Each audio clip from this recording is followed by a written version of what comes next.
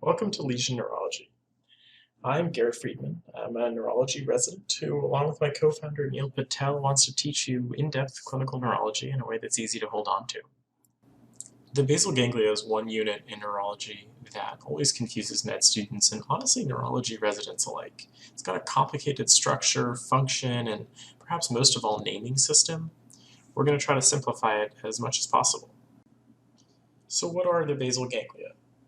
In brief, we can break it down into its two parts. A ganglion is a structure that contains nerve cell bodies, which is confusing because this is normally the name in the peripheral nervous system, whereas we usually use the word nucleus in the central nervous system.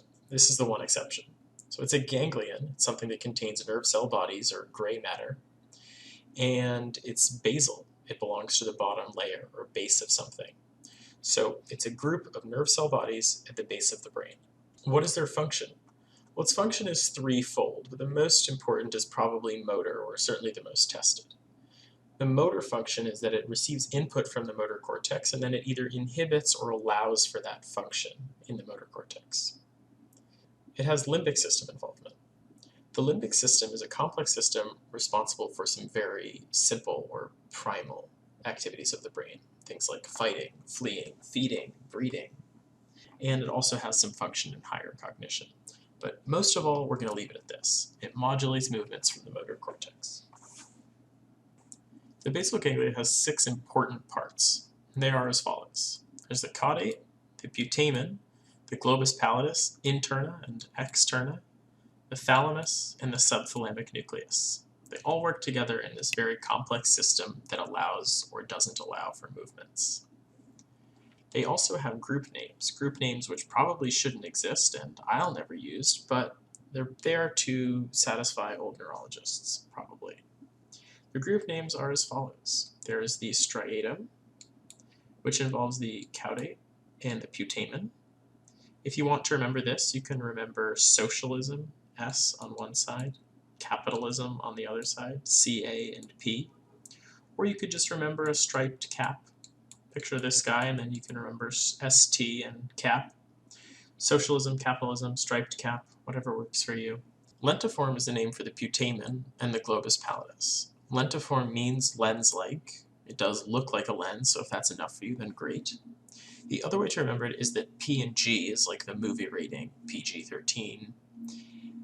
And lens, on the other side, makes you think of a projector, projecting that PG-13 movie. So lens projecting a PG movie, and striatum being a striped cap, or socialism and capitalism.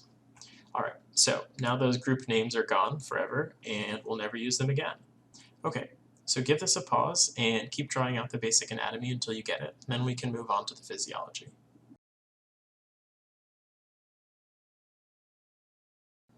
Here's the classic flowchart to learn the function of the basal ganglia. We're going to teach you a simpler way in a moment, but here it is in all its complexity. The substantia nigra, pars compacta, activates the putamen through the direct pathway. The putamen in the direct pathway inhibits the globus pallidus interna, which inhibits the thalamus, which activates the motor cortex. You have an activation, 2 inhibitions, and then 1 activation.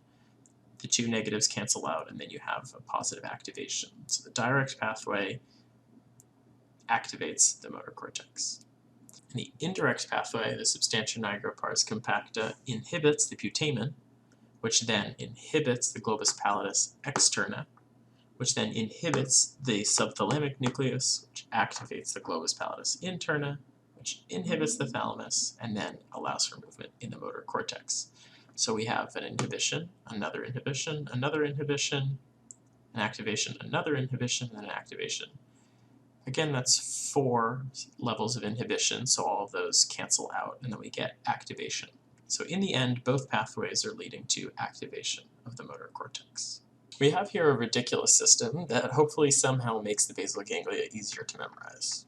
The main components are scissors, a string, a stone, a brake pedal, and again, scissors. Let's picture what happens in this crazy machine, this thalamobile that we're building, from the top and from the bottom. From the bottom, scissors cut a brake line, and then you get activation. That right there is pretty much the core of the direct pathway, is what's happening from the bottom of this diagram. Scissors cut a brake pedal, and then you get activation. From the top, we have scissors cutting a string, which makes a stone land on a brake pedal. That's the core of the indirect pathway. So how are you going to remember all the components of this crazy system? The putamen, these scissors are conveniently a lot like peas, so that helps you remember putamen. STN looks a lot like stone, and that's the stone in this diagram. And the GPI and E, we'll remember the I for inhibitor, or the brake pedal, it's the main inhibitor of this system. And E will be for elevator, the thing that elevates this stone. So on top, we have the indirect pathway in its core form, and then on the bottom we have the direct pathway. Cutting a string which makes the stone land on a brake pedal, or we're just cutting brake lines. So we add on the rest of the complexity and we have the complete basal ganglia. From the top we have, at the beginning, the substantia nigra pars compacta. It is the driver of this car. The substantia nigra cars compacta, the car's driver. The hardest part to remember, I think, of this whole thing is the initial steps. The indirect pathway starts with an inhibitory step. Now remember we said before that both ultimately lead to activation, and we'll play that out in a bit. But the only thing you need to remember is that the beginning of the indirect pathway is an inhibitory step. The direct pathway starts with activation. So let's play out both of these. The indirect pathway. From the top, what happens in this core part? The scissors cut this string, stone lands, brake pedal.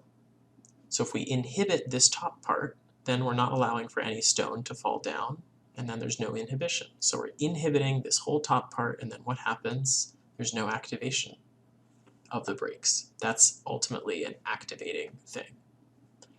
And from the bottom, the direct pathway, we're cutting a brake pedal, so we're getting activation. Last part is that the direct pathway works through D1, which we can remember as the direct pathway, which then leaves us with the indirect pathway, which works through D2. So now let's compare the two side by side and prove to you that this crazy system works. From the top, the substantia nigra pars compacta and the direct pathway activates the putamen. It activates these scissors. The putamen inhibits the GPI, or the scissors cut a brake pedal. The GPI is a brake pedal, so it inhibits the thalamus, and the thalamus is the ultimate driver of this whole thing. It is the car itself. Ultimately, this means that the car will go because we're cutting a brake line.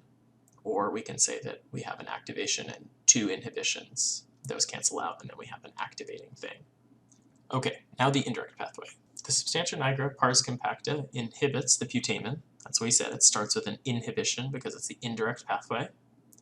The putamen inhibits the globus pallidus externa, or it's a scissors that cuts a string.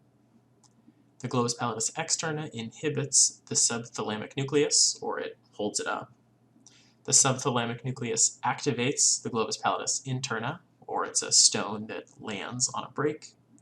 And the globus pallidus interna inhibits the thalamus, or it's a brake pedal, so inhibition is what it does. So two systems. If you want to remember the green and red arrows, then go for it.